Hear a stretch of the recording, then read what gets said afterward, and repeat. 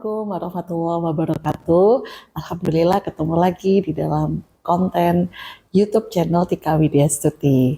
Semoga gak bosen ya dengan konten YouTube kita. Nah, alhamdulillah sore hari ini spesial banget ya. Kita semua perempuan ini, saya kehadiran tamu-tamu yang cantik-cantik ya. Perempuan kan pasti cantik.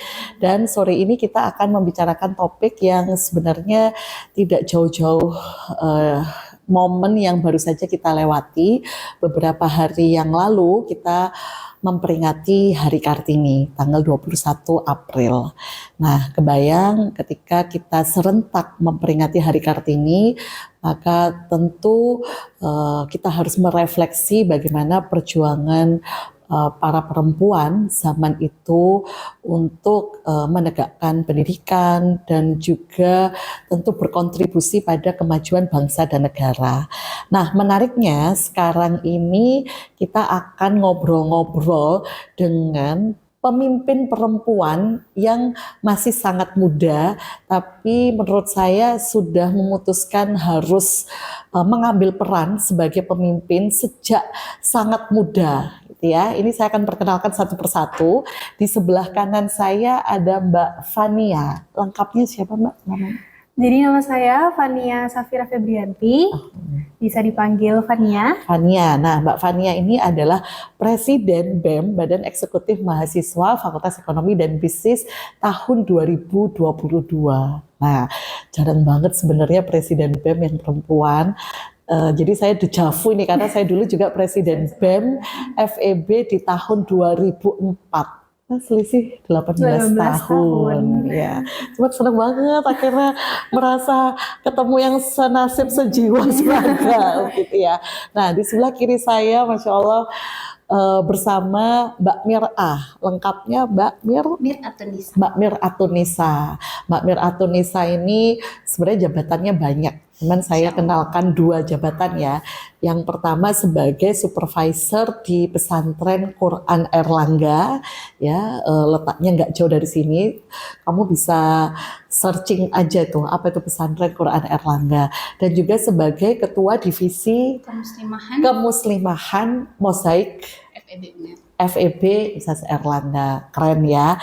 Nah, yang paling ujung, nah ini yang selalu ceria. Nah, dimanapun juga, yaitu Mbak Syanisma.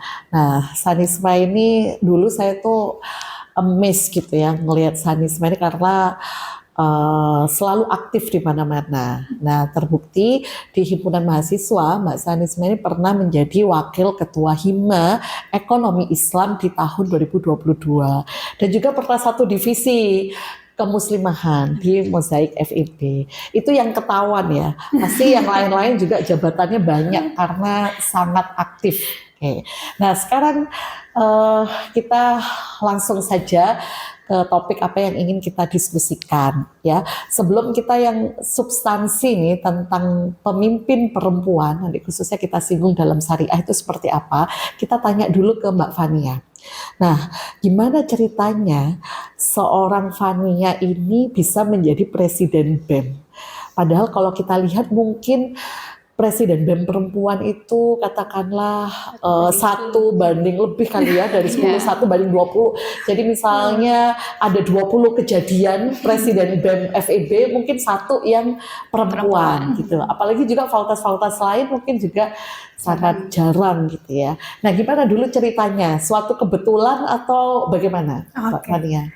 Jadi begini Prof, pada saat saya menjadi mahasiswa baru di tahun 2019 itu memang saya tuh sudah berproses itu di BEM FEB Unair sebagai magang di Departemen PSDM. Jadi sudah jadi anggota BEM FEB Unair. Iya, sama, saya dulu juga gitu. Kok kebetulan sama, divisinya PSDM juga. Sama-sama. Terus? Nah, lanjut lagi di tahun 2022 itu saya lanjut jadi staf PSDM. Nah, karena mungkin kinerja saya baik, saya juga selalu memberikan yang terbaik juga. Pada saat itu di tahun 2021 saya itu diangkat jadi sekretaris departemen. Sekretaris departemen PSDM. Nah, dari situ banyak sekali pembelajaran yang saya ambil dan juga ketika saya tahun 2021 saya itu menjadi ketua pelaksana Pikmen. Oh, ospek fakultas. itu nggak mudah loh. Jadi ketua Ribuan pelaksana mahasiswa Pikmen baru. untuk handling sekian banyak mahasiswa Iya. baru. Nah, mungkin dari situ karena udah 2,5 tahun ya Prof ya, saya itu belajar, Di saya BEM ya, khususnya. berproses, saya bertumbuh, saya merasa kepemilikan gitu antara saya dan BEM gitu. Dan saya merasa memang harus ada perubahan di BEM itu sendiri, dari internalnya ataupun dari eksternalnya itu seperti apa gitu. Jadi saya merasa termotivasi untuk bisa memimpin atau menjadi presiden BEM itu, gitu sih Prof. Jadi memang Oke. karena dari awal sudah berproses di BEM, semakin hari semakin bertumbuh, berproses, yang pada akhirnya puncaknya itu ketika saya memiliki keinginan untuk memberikan perubahan ke BEM itu sendiri. Oke, berarti ada dorongan Iya. untuk membawa perubahan, ya, perubahan di dalam organisasi BEM itu sendiri. Nah, kalau ini ya punya pernah terbersit nggak sih bahwa oh saya ini kan perempuan, jadi saya harus mengambil peran yang tidak kalah dengan laki-laki, atau mungkin tidak terlalu fokus pada gender gitu ya, tapi memang ingin punya kontribusi yang lebih besar gitu untuk kemajuan fakultas begitu misalnya. Oh ya, jadi memang pada saat itu sebetulnya itu sebuah tantangan besar ya Prof ya. Di saat melihat dari teman-teman ketua Ormawa maupun ketua himpunan itu banyak sekali kita melihat itu pemimpinnya cowok semua gitu ya Prof ya. Jadi memang pada saat itu saya merasa itu sebuah hal yang berat sekali dan saya cukup pesimis pada saat itu gitu. Tapi karena alhamdulillahnya saya memiliki partner yang cukup suportif, saya memiliki pendukung-pendukung saya sebelumnya dari teman-teman jurusan ataupun dari teman-teman BEM sendiri itu juga mendukung. Jadi saya merasa itu suatu hal yang memang pantas saya perjuangkan gitu, dan mereka juga cukup percaya atas apa yang sudah saya berikan kepada fakultas sebelumnya ketika saya menjadi ketua pelaksana itu sih Prof. Jadi memang ketika saya sudah menjabat sebagai ketua pelaksana Pikmen itu saya merasa oh, ketika saya memberikan sepenuh tenaga saya untuk fakultas dan impact-nya itu bagus, saya merasa puas atas diri saya sendiri gitu. Jadi memang saya ingin terus-terusan memberikan dampak yang baik untuk fakultas sendiri sih. Oke, luar biasa. Ini banyak hal yang bisa diteladani dari Mbak Fania ya, dari hal yang sederhana ingin membawa perubahan dari satu organisasi. Nanti insya Allah kedepannya akan pasti ya tidak mau diam gitu dan ingin punya andil dan peran yang lebih besar lagi untuk perubahan bangsa dan dunia gitu ya. Apalagi tadi juga memang semua berangkat dari pengalaman, harus punya jam terbang ya, kita handling sesuatu yang itu tidak mudah gitu. Coba kita menguji ya kemampuan leadership kita dan tidak pernah menyesal ya. Betul. Itu semua ya, walaupun berat, walaupun pesimis, tapi justru merasa bersyukur pernah mengalami fase seperti itu. Oke, nah sekarang kita lanjut ke Mbak Mir'ah. Nah, sebenarnya sejujurnya ya, saya ingin mengetahui dari sudut pandang generasi milenial, seberapa penting sih perempuan itu mengambil peran ya, baik dalam organisasi atau dalam kehidupan lingkungan sekitar kita gitu. Apakah memang harus punya peran lebih dan karena Mbak Mir'ah banyak sekali berkecimpung di Mozaik ya, divisi kemuslimahan, pasti juga sudah banyak mengkaji, kita singgung soal syariah gitu, bagaimana batasan peran perempuan gitu ya dalam berorganisasi atau dalam kehidupan bermasyarakat berbangsa bernegara. Moga Mbak Mir'ah. Ya baik, terima kasih banyak Prof Tika atas kesempatannya. Ini menarik sekali ya untuk pertanyaannya. Jadi dulunya saya apresiasi dua orang di samping saya karena memang mereka berorganisasi itu di organisasi yang mengelola laki-laki dan perempuan Prof. Nah saat S1 itu saya kebanyakan hanya mengelola perempuan seperti itu. Jadi di divisi kemuslimahan, kemudian di pesantren itu isinya hanya santri perempuan. Santri perempuan ya di PKI itu ya.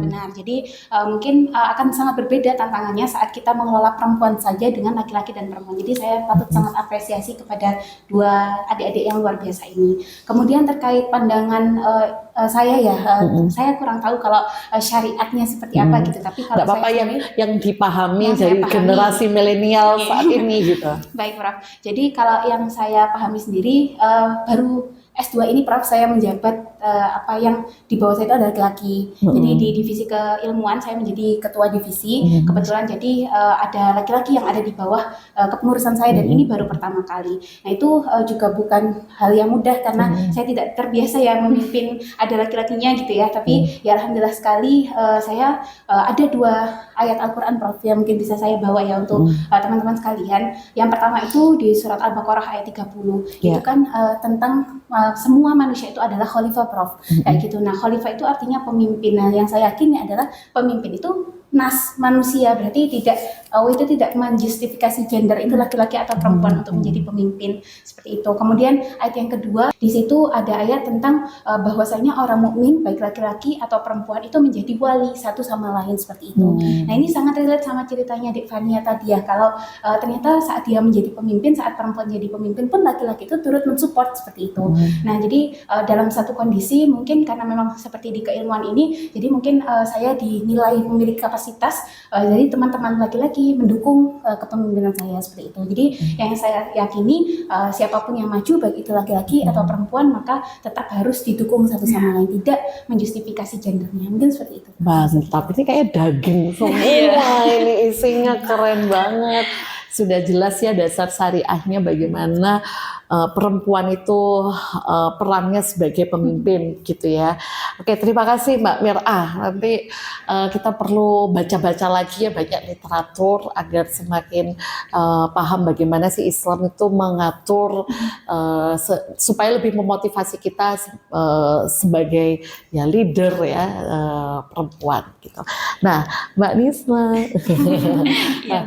Mbak Nisma kalau ini ya kalau dalam sebuah organisasi itu kira-kira suatu biasanya sepengalaman Mbak Nisma ini kebetulan aja sebagai wakahima di mana aku sebagai perempuan atau memang sebenarnya dari kacamata generasi milenial ya memang punya keinginan kuat, motivasi kuat bahwa perempuan harus ambil peran, nggak mau kalah dengan laki-laki atau ya mengalir aja lah, let it flow aja gitu. Toh sekarang ini sudah bukan zamannya kita harus melihat kesetaraan gender atau seperti apa. Silakan Mbak Nisma. Oke, baik, sebelumnya terima kasih Prof Tika atas kesempatannya. Kembali ke pertanyaannya, apakah ini niat saya atau sebagai by accident gitu ya Prof ya. Kalau sebenarnya pengalamannya saya itu sebelumnya memang sejak SMP Prof sudah, alhamdulillahnya SMP juga diamanain sebagai ketua, SMA juga sebagai ketua OSIS waktu SMP saya. Ketua OSIS. Iya, Waduh, waktu SMA. Aku dulu tuh ya kalau SMP ngelihat ketua OSIS itu sesuatu yang keren banget. Dan Nisma sudah sekeren itu. Iya begitu Prof. Jadi sebenarnya sejak SMP dan SMA alhamdulillah sudah diamanahin SMA juga. Iya, Masya Allah. Bukan SMP SMA biasanya laki-laki semua loh ya. Ketua OSIS itu ya. Aku masih ingat dulu ketua OSIS itu namanya Radikal Mahendra. Ada sesuatu masih ingat ya. Silakan Mbak Disa. Jadi begitu Prof sejak SMP, mohon maaf Prof izin konfirmasi, SMP tuh belum ketua OSIS, masih ketua bidang. Cuman waktu SMA qadarullah diamanai sebagai ketua OSIS. Sewaktu masuk kuliah sempat berpikir mungkin break dulu gitu, mau yang jadi staff aja. Tapi seperti ada gerakan magnet yang memanggil kekuatan alam kalau jadi iya betul passion gitu Prof. Jadi waktu masuk di tahun 2022 saat itu menjabat dan ternyata memang dari angkatan 2020 mendukung sebagai salah satu pimpinan yaitu menjadi wakil ketua Hima 2 dan ternyata juga dari kesepakatan diskusi Kahima dengan Wakahima 1 menginginkan dan melihat kinerja saya di tahun sebelumnya itu alhamdulillahnya baik, jadi sangat baik Mbak. Insya Allah itu akhirnya mereka memberikan amanah kepada saya seperti itu Prof. Jadi sebenarnya tidak ada keinginan tapi ternyata ada panggilan alam seperti itu Prof. Jadi saya menganggapnya ini sebuah amanah dan sebagai amanah ya saya harus mengerjakan amanah tersebut dengan baik seperti itu Prof. Keren. Jujur Leo, kalau bahasa sekarang itu jujur ya. Sejujurnya tadi tuh dadaan banget meminta tolong Mbak Misma tuh langsung in frame di sini.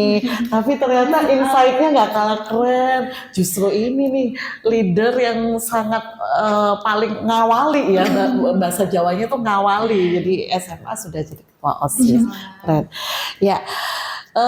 Ini semoga ini ya sudah banyak hal yang sebenarnya yang tadinya ragu-ragu, yang tadinya biasa aja, mengalir saja. Nah, justru perempuan ini harus tampil lebih dan lebih, leadershipnya harus semakin diasah karena bagaimanapun juga SDM yang unggul ya di seluruh negara dan di dunia itu sangat bergantung pada turut serta perempuan. Ya, minimal sebagai ibu dia mulai di dalam kandungan ya, bahkan sekarang ada sekolah janin gitu ya, bayi yang ada dalam kandungan itu ada sekolahnya sampai melahirkan, membesarkan, semua pasti butuh kepemimpinan yang diteladani. Nah itu kan yang pertama kali dilihat, merasakan sentuhan bagaimana tumbuh kembang kan dari perempuan. Jadi mengasah leadership itu tentu nanti efeknya untuk bisa mencetak generasi yang kuat gitu. Di dalam Al-Quran jangan pernah menciptakan, menghasilkan atau meninggalkan generasi yang lemah. Nah itu dalam Islam. Nah saya mau tanya ke Mbak Fania lagi, ini eman-eman nih karena Mbak Fania ini pasti susah juga ditemuin. Nah challenging-nya gitu ya Mbak Fania, mungkin ada apa sih tantangan khusus di mana ini hanya didapatkan ketika perempuan, sehingga saat itu kemudian oh ini sih ternyata ini loh kalau perempuan tuh kesulitannya di sini, tapi saya bisa mensolusikannya di sini, sehingga setelah itu saya bisa memiliki nilai lebih apa. Itu kira-kira seperti apa menurut pengalaman Mbak Fania? Oh baik Prof. Jadi memang challenge terberat itu karena tadi pertama saya sudah pesimis ya Prof ya. Ketika maju, ketika harus mendaftar. Jadi challenge terberat itu ketika saya tuh di underestimate gitu sama teman-teman dan juga sama para, mungkin tidak membahas gender gitu, tapi kita sudah lihat jelas bahwa beberapa laki-laki itu juga underestimate pemimpin perempuan gitu. Jadi itu sebuah challenge yang berat banget. Dan ketika saya merasa saya ini lemah gitu, saya tuh ternyata memang memahami bahwa saya membutuhkan partner gitu. Karena memang sejatinya manusia ini kan makhluk sosial gitu ya. Kita nggak mungkin bisa sendirian gitu. Dan saya menyadari saya membutuhkan partner saya yang dimana saya membutuhkan dukungan moral, saya juga membutuhkan dukungan-dukungan secara langsung. Yang paling terasa itu mungkin ketika demo sih Prof. Nah kebetulan selama menjabat itu di awal saya tuh berdoa semoga di tahun ini gak ada demo. Karena takut juga ya kalau misalkan saya harus orasi, saya harus mengkoordinir semuanya gitu, masa-masa di FEB gitu kan. Tapi memang alhamdulillahnya karena saya tuh berpartneran dengan teman saya, jadi saya itu mencoba membagi beban saya gitu. Jadi partner saya yang memang mengkoordinir teman-teman FEB, partner saya yang juga orasi, partner saya yang melakukan suatu hal yang mungkin seharusnya itu lebih baik dilakukan oleh teman-teman laki-laki gitu. Jadi memang itu sih Prof. Jadi saya merasa ketika saya di underestimate, tapi saya sadar bahwa saya memiliki partner yang sangat luar biasa mendukung, itu saya bisa bangkit dan saya bisa jalan bersama gitu sih. Mantap. Saya juga merasakan hal yang Fania rasakan dulu. Wapres ya, wapres saya itu sosok laki-laki yang sangat agile, tangkas, lincah. Jadi di skala kita punya keterbatasan energi gitu, dia bisa membackup karena kan FEB ini kan fakultas yang besar ya, student body-nya besar, masalahnya juga besar. Apalagi dulu masih ada di kampus Rikanya juga kan, jadi masih wirawirinya lumayan gitu. Nah, dan juga saya pengalaman sebagai ketua unit kerja di Universitas Airlangga ketika udah ya bekerja seperti ini, sekretaris di unit kerja laki-laki gitu, dan benar-benar bisa membackup. Jadi kalau misalnya nanti ada forum yang dominansinya apalagi bapak-bapak begitu, maka partner kita ini itu bisa mengambil alih dan memimpin jalannya diskusi gitu. Jadi banyak hal yang bisa kita saling melengkapi ya untuk menjalankan roda organisasi gitu. Ini sebenarnya memang waktunya terbatas ya, karena dengar-dengar kalau nonton YouTube nggak bisa lama-lama gitu ya, nanti tertidur, ngantuk. Jadi mending nanti nyambung ke serial-serial berikutnya.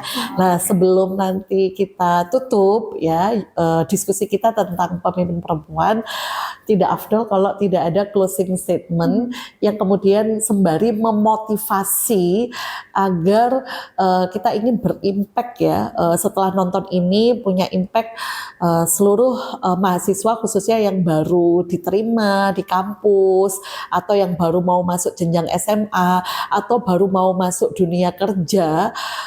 Jangan jangan pernah minder, underestimate, atau kemudian biasa saja gitu. Tidak ada greget dan motivasi yang besar untuk bisa menginfluence atau memberikan persuasif atau bisa menggerakkan lingkungan kita agar berubah menuju sesuatu yang lebih baik, lebih positif gitu. Oke. Ini surprise mulai dari Risma dulu. Dibalik nanti manianya terakhir. Silakan Mbak Risma closing statement. Oke, baik. Closing statement dari saya buat teman-teman semuanya, khususnya perempuan, karena tema hari ini kita membahas perempuan, baik di tingkat SMP, SMA, atau yang mau kuliah dan di dunia kerja. Manfaatkan kesempatan apapun yang kalian punya. Jangan pernah mau jadi manusia yang let it flow atau bahkan pasrah dengan keadaan, karena saya percaya apa yang sedang kita usahakan dan apa yang sedang kita jalankan itu akan bermanfaat. Harus punya moto hidup, dimanapun kita berdiri kita harus bermanfaat bagi banyak orang, tidak peduli laki-laki ataupun perempuan, jadilah manusia yang bermanfaat. Mantap. Tanya dong Mbak Risma. Ya. Mungkin itu umum sering didengar ya, tapi percayalah itu benar adanya. Karena semakin menebar kebaikan, sejujurnya, sejatinya kebaikan yang berlipat itu kembali ke kita, begitu. Tidak akan pernah merugi, gitu ya. Silakan Mbak Mir'ah. Ya, baik. Jadi kalau dari saya sendiri, mumpung teman-teman masih kuliah ya, terutama bagi para mahasiswa, ada banyak sekali kesempatan gitu ya untuk teman-teman passionate-nya di bidang apa gitu. Kalau misalkan saya mungkin agak terbatas untuk memimpin laki-laki, maka ada kok cara-cara lain untuk teman-teman itu tetap menjadi pemimpin. Dan yakini kalau misalkan teman-teman nggak pasti kampus nyoba nge-encourage diri teman-teman untuk menjadi pemimpin, nanti setelah pasca kampus pasti bakal kesulitan banget kayak gitu. Karena hidup di tengah masyarakat itu juga butuh kepemimpinan, dan kita kan nggak mungkin menjadi orang-orang yang diam aja di rumah. Kita juga bersosial, kita juga berjejaring dengan orang-orang. Dan satu quotes Prof yang saya paling suka ya tentang kebermanfaatan untuk umat itu, saat kita ibadah sholat, tilawah itu pahalanya untuk diri kita sendiri, tapi saat kita terjun ke masyarakat itu pahalanya berdobel-dobel, dan pahala mereka juga jadi pahala kita. Jadi itu spirit luar biasa gitu ya kalau misalkan kita harus berdampak untuk masyarakat. Mungkin seperti itu. Pahalanya lebih berlipat ya, paling mereka pahalanya kita juga ya. Keren banget Mbak Mir'ah, luar biasa. Dan terakhir nih, ini yang paling gong ini. Gongnya Mbak Fania. Silakan Mbak Fania. Oke, mungkin dari Nisma dan Mbak Mira juga udah cukup banyak ya teman-teman. Mungkin dari saya pribadi, saya cukup singkat aja. Sejatinya saya merasa bahwa ketika kita bertumbuh, kita berproses, itu adalah suatu hal yang memang sudah saklek yang dilakukan oleh manusia gitu. Tetapi ketika kita harus memberikan sebuah manfaat ke manusia, itu sebuah pilihan gitu. Ya, ketika kita memiliki suatu pilihan itu atau suatu jalan itu, jangan disia-siakan, selalu memberikan manfaat yang terbaik, karena tidak ada hal yang lebih bahagia daripada memberikan manfaat kepada sesama. Masya Allah. Oke, terima kasih sebesar-besarnya untuk Mbak Fania, Mir'ah, dan Syanisma. Saya banyak sekali belajar, dan semoga saudara semua juga banyak belajar dari quote-quote, dari cerita, pengalaman, insight dari podcast sore hari ini ya. Sebelum saya tutup kebersamaan kita, saya ingin menyampaikan satu hal saja, bahwa kodratnya kita ini perempuan ya perempuan tumbuh, berkembang, kemudian menikah, kemudian sebagai ibu, dan kita ingin bahwa perempuan yang ada di manapun berada haruslah tumbuh menjadi perempuan yang kuat ya, karena kita sendiri someday akan diamanatkan menjadi seorang ibu untuk mencetak generasi yang kuat juga, dan kita harus menjadi perempuan yang mampu mempengaruhi ya perubahan dan menggerakkan seluruh perempuan-perempuan yang ada untuk bisa lebih berkontribusi lebih banyak lagi kepada kemajuan bangsa dan negara. Banyak hal penciri dari perempuan itu yang tidak ada di laki-laki, dan itu menjadi nilai lebih dari kita ya, mulai kelembutan, kasih sayang, itu pasti beda lah dari laki-laki. Nah, dengan kelembutan dan kasih sayang itulah kita bisa membawa perubahan peradaban yang nanti didambakan di dalam Islam tentunya. Terima kasih untuk kebersamaannya, semoga kita bisa bersilaturahim kembali dan semoga bisa bermanfaat diskusi kita sore hari ini. Sampai jumpa kembali. Billahi taufiq wal hidayah. Wassalamualaikum warahmatullahi wabarakatuh. Waalaikumsalam.